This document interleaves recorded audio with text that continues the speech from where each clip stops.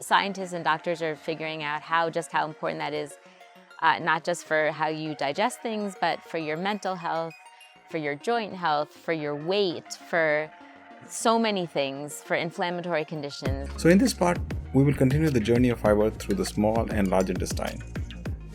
Hope you find it useful. So moving on down, like I was trying to do before, although he did bring up a good point, to the small intestine, which is our next stop on the digestive tract train. This really is kind of the whole digestive tract of the benefits, and I alluded to it earlier. What fiber does is it slows down the passage of food and minerals and vitamins, and basically, so while it's moving through the small intestine, and the small intestine is the area where a lot of your vitamins and minerals are absorbed into your bloodstream. So if there's more time for the food to sit there, then more vitamins and minerals can be absorbed. So you get better absorption when you have more fiber in your diet. So you don't have to take that multivitamin because you get it from your food directly. And that's a better way to get it than from a multivitamin. So that's one benefit. Another thing is and this is kind of the transition going into the large intestine or the colon.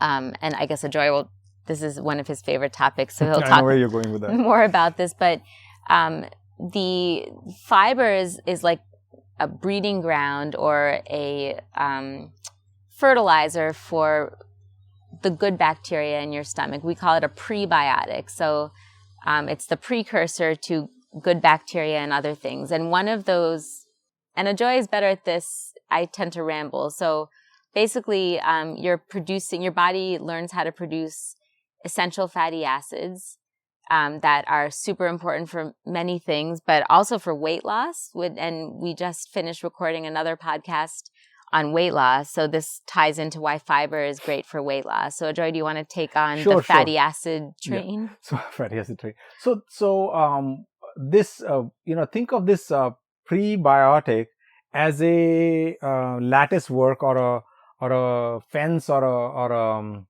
what do creepers climb on? Like a mesh-like structure on which these bacteria can grow and prosper. When good bacteria grow and prosper, they live long and prosper. Sorry. Kind of like Star Wars, but Star Trek. Okay. Anyway, what lands up happening is they can produce some very beneficial fatty acid. So they produce such as butyric acid, propionic acid, acetic acid, even acetic acid, which is the apple cider vinegar that you guys have. So these are actually help the bacteria grow and prosper well. Okay. And there are a lot of feedback mechanism going to the brain, etc. I'm not going to go into those details, but point is that having more fiber is like a garden, for these bacteria to grow well and produce the type of good fatty acids that your body can utilize in signaling, as well as for better absorption of some of the minerals and nutrients that Dr. Jenny just talked about.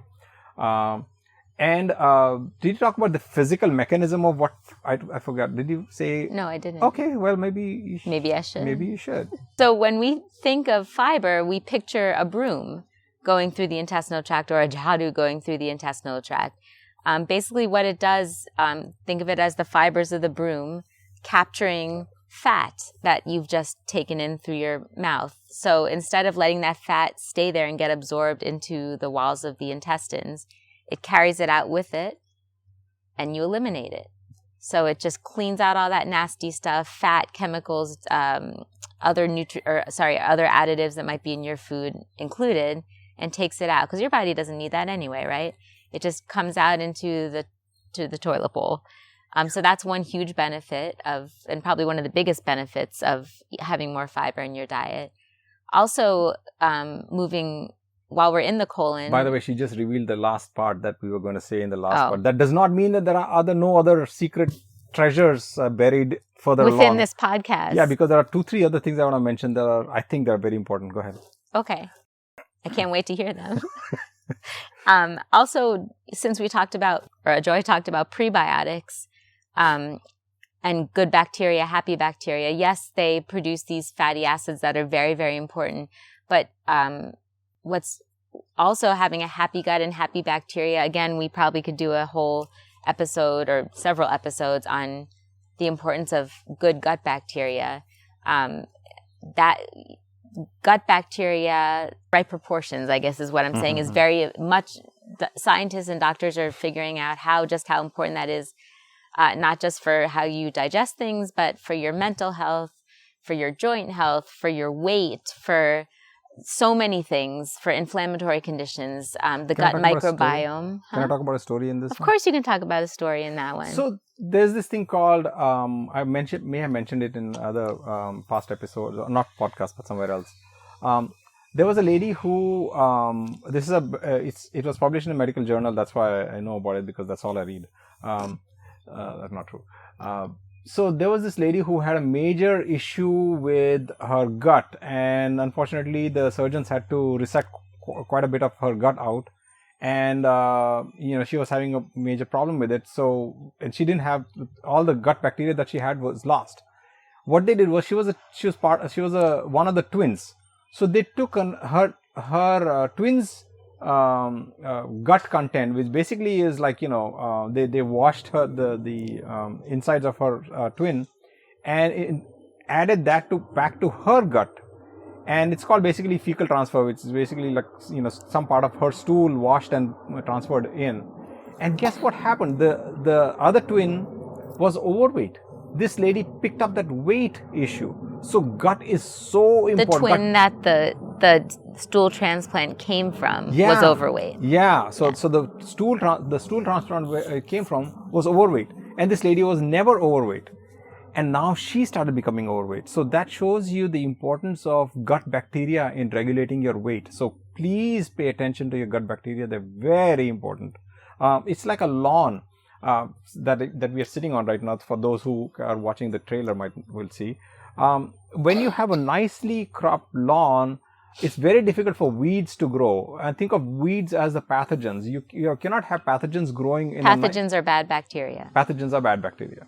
So bad bacteria cannot grow when there's a lawn full of nicely growing happy bacteria. Good right? bacteria. Yeah, sorry. Go ahead.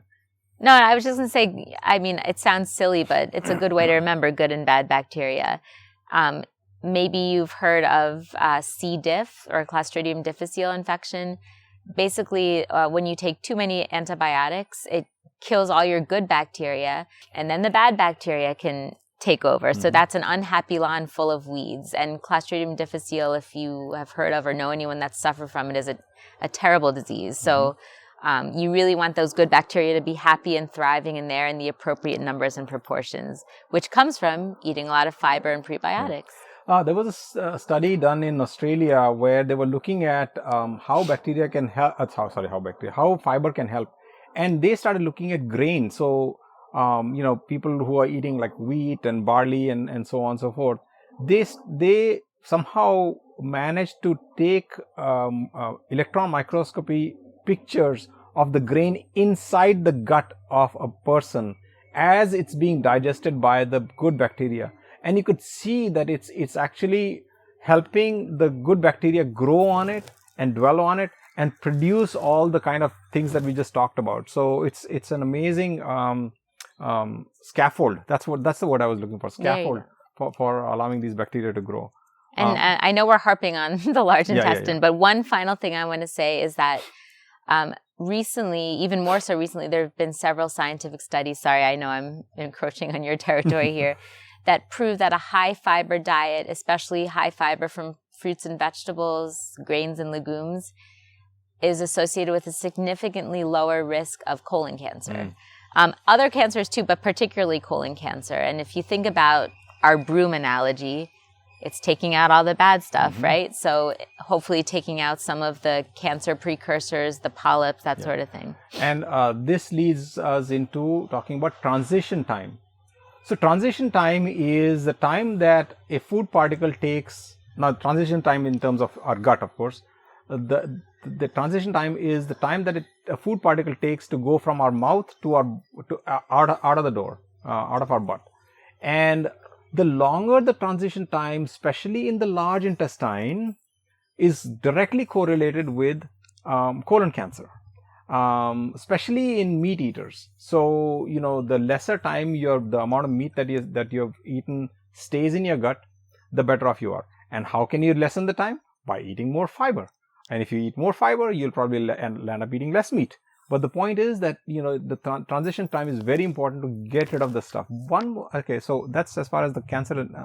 So the transition time is super important in reducing the chances of having cancer, because the bad food particles are sitting close to the body cells, our own cells, and that can cause mutation, and mutation causes cancer. So that's the mechanism for this the higher percentage of colon cancer that we see in this. Yeah, I think, sorry to interrupt again, I think people don't realize how important the blood supply to the intestines, like what a huge surface area is. So like how much contact what you take into your body has with the general blood supply of your body, by nature of the fact that it's going through the intestines, which are super long, as I'm sure you remember from school. So that's just adds to that statement. Let's just talk about some of the more common things that the fiber avoids us getting. Like, I think in one of my videos, I already admitted that at 35, somehow I had hemorrhoids, or piles, it's called, right? And it's completely gone now, completely zero. Why? Because I have strengthened my musculature through eating a lot of fiber. Plant-based foods, I guess, is helped me increase that. And why is that? I mean, if anybody, the listeners have drunk like a milkshake or an ice cream or something through a straw, can easily relate to it. The ice cream guy will give you a straw that has a big bore, not a thin straw. Why is that? Because when it's a bigger bore, it's a lot easier to suck up thicker liquid through it. This exact same analogy is applicable to fiber. When you have fiber, your entire your intestinal intestinal walls are stretched. When they are stretched, muscles have to work less to push that stuff out. If they are not stretched, why wouldn't they be stretched? Because there's no fiber. There's only animal meat in the animal product sitting in there. So the intestines are like shriveled up. Now they have to put a lot more pressure to take that whatever food amount of food there is out out. So small amount of stool. Again, we're coming back right to where we had started. Small amount of stool will come out, and there's going to be tremendous amount of pressure put on those tiny little blood vessels that start bursting inside your intestines.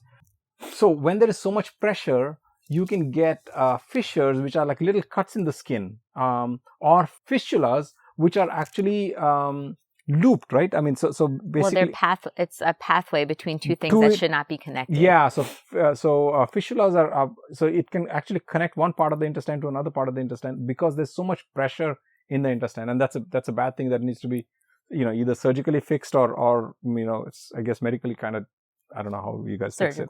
Surgically fixed. There you go. So you don't want to go there. You don't want piles, hemorrhoids, and fistulas happen. And the best way to do it is eat a lot of bulk so that your poop is big, going right back to where we started, and all will be good. Anything else we need to add? Of course, you'll say water, right? So what besides? Yeah, because if you can't have a nice stool quantity or a nice passage and pathway through your intestines without fibers, love, or water, they have to be connected to remain together throughout the whole process. Okay. What can I say? Okay. They have to be together. So water is just as important as fiber for other reasons too. Yeah. But why do you think when you have a problem with constipation, or your child has a problem with constipation, what is the first thing your doctor says? Eat more fiber, drink more water. And this is why.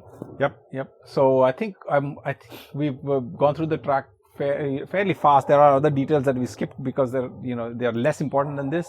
And we also gave you an idea about what is the most important thing that the fiber does, and that is the removal of the fat by sweeping it out. Grooming, jhadu. Okay.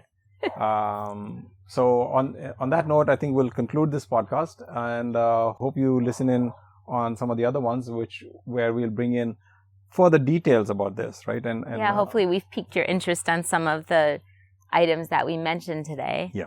And we will definitely expand upon them coming up. Thank you so much. Take care. Have a fantastic day. We really hope you enjoyed our conversation.